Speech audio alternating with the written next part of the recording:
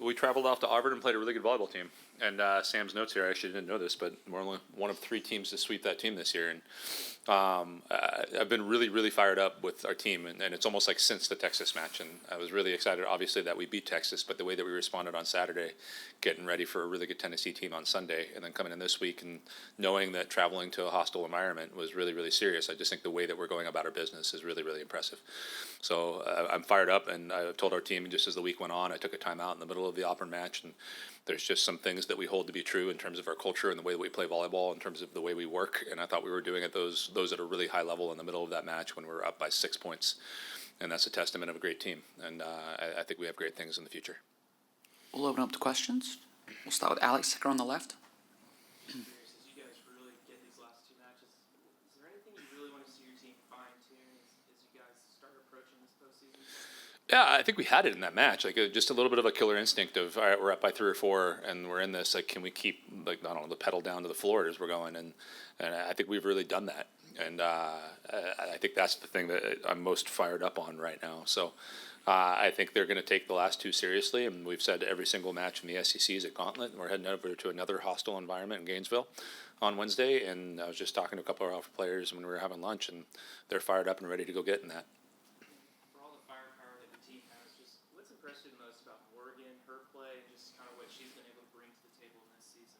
Yeah, I mean, I was just looking at the SEC, I don't know, hitting efficiencies, and she's number 1 at like 460, and the next closest is 420. And I just think the way that she's able to influence the game offensively is huge. And I think and again, it's, I don't know, if you talk about firepower, like you have that pulling people in one direction, and you got Logan in the other direction, and you got our outsides over the top of that. And I think, yeah. And if I were to go anything, like I was actually just thinking about this. Maybe it was the Texas match actually, where it was almost an automatic. We get a good pass and you can float a ball up there, and she's able to go do stuff against 2 blockers even, which a lot of other attackers can't do. So she's a huge piece of what we do. We'll go third row on the right, Richard. Coach, when it comes to playing both Florida and Georgia this week, what challenges do those 2 teams present for you guys as you wrap up the regular season? Yeah, I feel like I'm a broken record talking about 2 different things, and physicality and speed. And I think we play Florida, and there's a lot of physicality there, especially on the left, and you're going to see that quite a bit. And I think the other piece that makes Florida a little bit unique right now is they've been bouncing around some different lineups. So you almost have to prepare for kind of 3 different things that could come at you. So I think that's that one. And then you play Georgia, and a really, really fast offense is the number 1 thing that I've seen. And again, I haven't studied them as detailed as I have Florida right now. But we're going to have to deal with some speed when it comes to Sunday's game.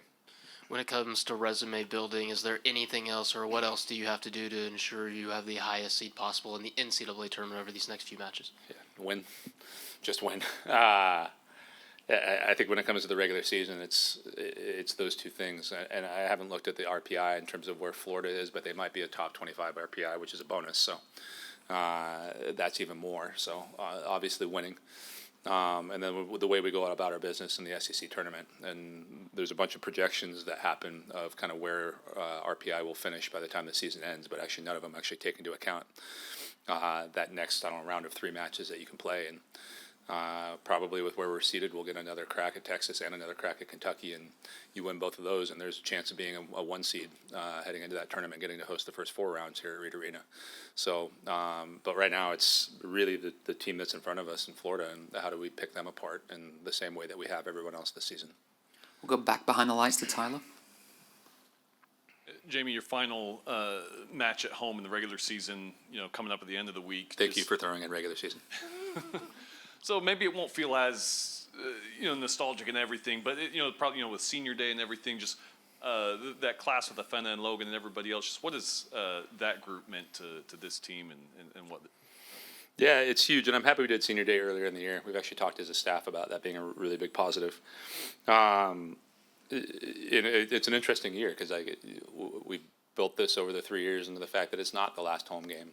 And while I'm here, just encouraging people to head out, and there's no guarantee of anything. The committee can go do something crazy if they want to as we get into the NCAA tournament, but it's the last guaranteed opportunity to see this amazing senior class play volleyball. So I'm just encouraging people as much as possible, like head out to Reed Arena. And I think we have the expectation that we're going to be home in the first 2 rounds, but I just want to make sure people get out and pay them their due, because not only have they, I don't know, helped us to the season that we have right now, but they've helped really form this culture into what it is today.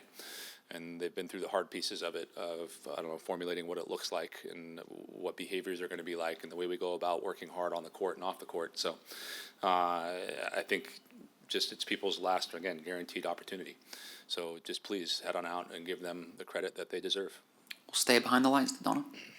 Coach, obviously not to get ahead of this week, but you do have the SEC tournament right around the corner. Just have you had to adjust any sort of preparation with that piece being new this year? Yeah. Were you in our meeting room earlier? I think the one thing we were just talking about is our practice times were really early, so we talked about maybe adjusting some stuff to kind of get used to that. And then we're going to play 3 matches in 3 days, hopefully. And just trying to put ourselves in the best shape available or possible to go do that. And then also at the same time, making sure that we're putting ourselves in the best place to be really good that next or a week and a half later in the NCAA tournament. So it's really trying to balance out those 2 things, but a little bit of practice time, a little bit about the way we're practicing. And the one thing we talked about is just how do we handle load over the next 3 weeks to make sure that we're, I don't know, optimized at the times we absolutely need to be. Go third row on the left. Coach, the team hasn't lost on the road since early September. How telling do you think that is about their ability to travel and maintain a high level of play? Yeah, if I come back here and we lose, I'm going to be pointing at you for jinxing that. I think home or away. I think in year 1 it was actually interesting. We were better on the road, and then year 2 we were better at home, and this year we kind of put both together. And I think that comes down to focus. And again, we had a practice yesterday. It was short but sweet. But here are the 2 things we need to leave here better at in order to go beat Florida, and they were 100% dialed in to go do it. So I think home or away, our ability to be mission focused, and some of that has to do with the fact that we are very veteran. And they've been through this before, and they understand that any team can beat you, and they're going to take every opponent seriously.